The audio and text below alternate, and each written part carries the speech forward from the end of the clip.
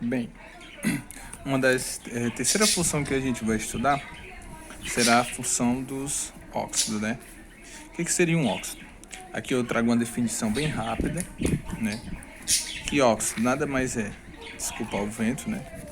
Os compostos binários, ou seja, quando nós falamos de binário, a gente lembra da sigla bi, que seriam dois, isto é, a combinação de dois elementos obrigatoriamente tem que ter o oxigênio.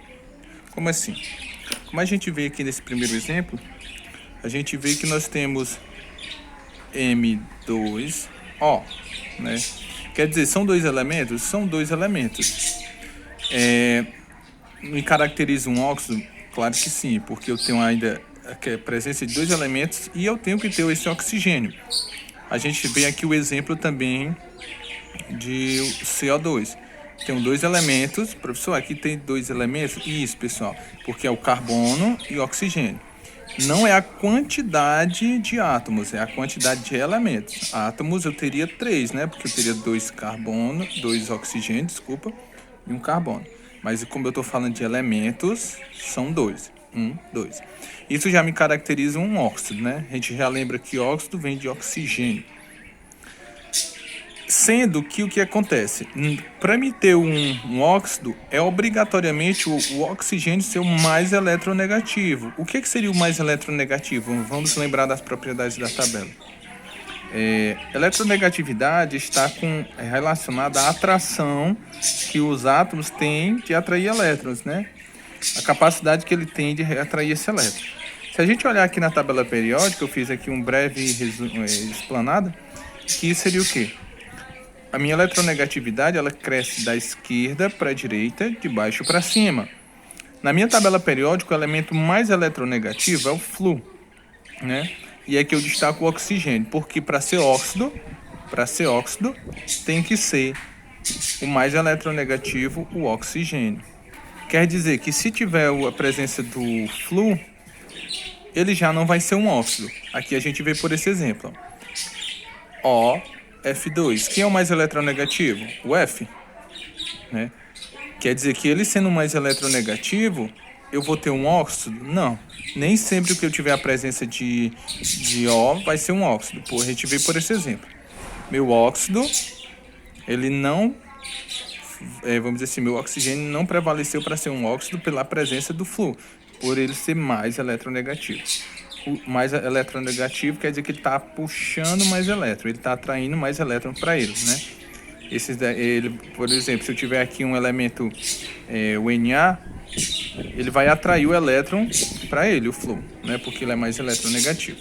Isso me caracteriza um óxido. E eu classifiquei aqui meus óxidos em dois: óxidos ácidos e óxidos básicos. O que seria um óxido ácido? Eu tenho hidrogênio. Não, pessoal, nós estamos falando de óxido. Quer dizer que só vai ter oxigênio e outro elemento químico. Aí, para mim saber quando é um óxido ácido, eu vou pelo NOx, né? Vocês devem lembrar um pouco sobre NOx. Aí eu tenho aqui os meus metais de NOx mais 6 ou mais 7, irão me caracterizar um óxido ácido. Como é que eu sei disso? O oxigênio, né? O oxigênio, ele tem NOx 2, né? Menos 2. Eu vou botar bem aqui. Isso já é visto. Se ele tem menos 2, quer dizer que aqui, ó, fica menos 2. Eu preciso descobrir quanto vale esse S. Eu faço isso, ó. 3 vezes 2, 6. Como tem a carguinha aqui, né, embaixo, né, fica menos 6. O objetivo é zerar. Se eu tenho 6, quanto falta para 6? Para zerar? Eu tenho que ter um 6 positivo, né? Essa soma mais 6 menos 6, zera. Quer dizer que o NOx do meu enxofre, é o que eu estou procurando, deu quanto? Mais 6. Quer dizer que ele é um óxido ácido. Esse aqui é o mesmo exemplo, né? Menos 4. Aqui tem que ser mais 4, né? Vamos ver se dá. Quer dizer, se não der, seria um óxido ácido? Não seria, né? Porque A presença aqui diz que o metal tem que ser mais 4 ou mais 7. Aqui nós temos os óxidos básicos, que seria o quê? Os metais que dão NOx mais 1 ou menos 2, né? Aí aqui a gente vê o quê? Tem um NaO.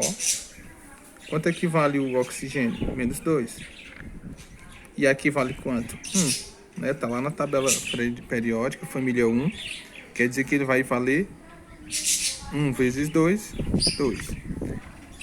Configura um óxido básico? Configura, porque diz que os metais têm que dar mais 1 ou mais 2. É um óxido básico.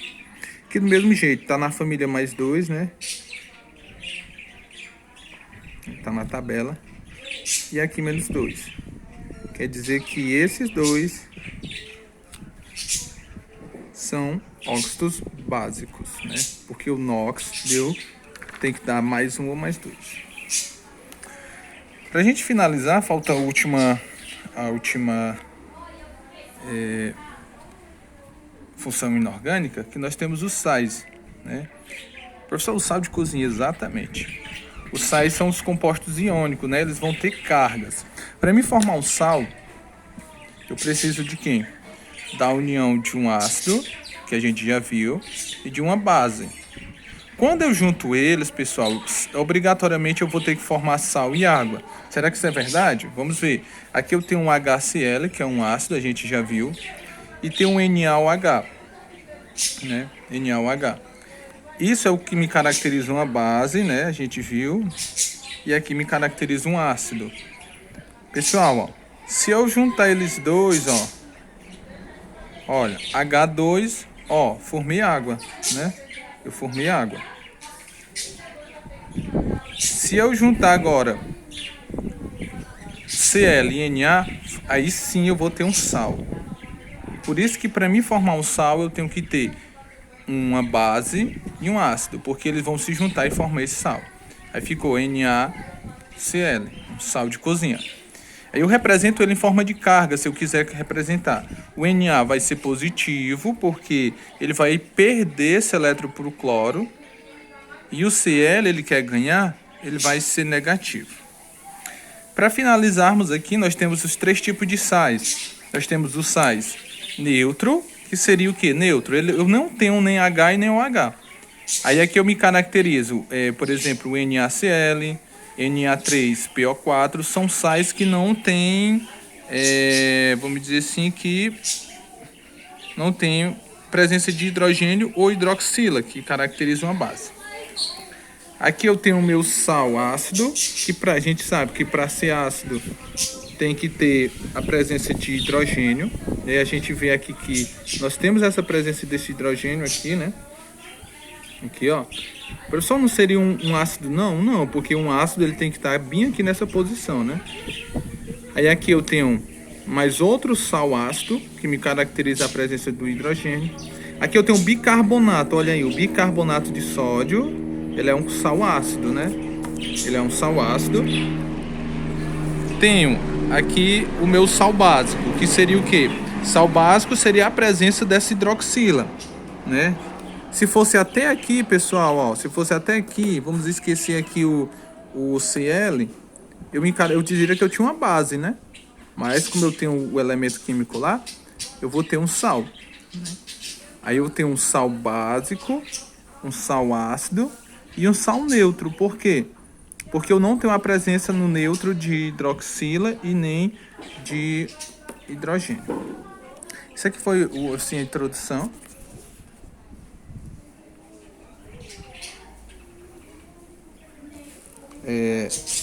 Pra gente finalizarmos aqui os assuntos de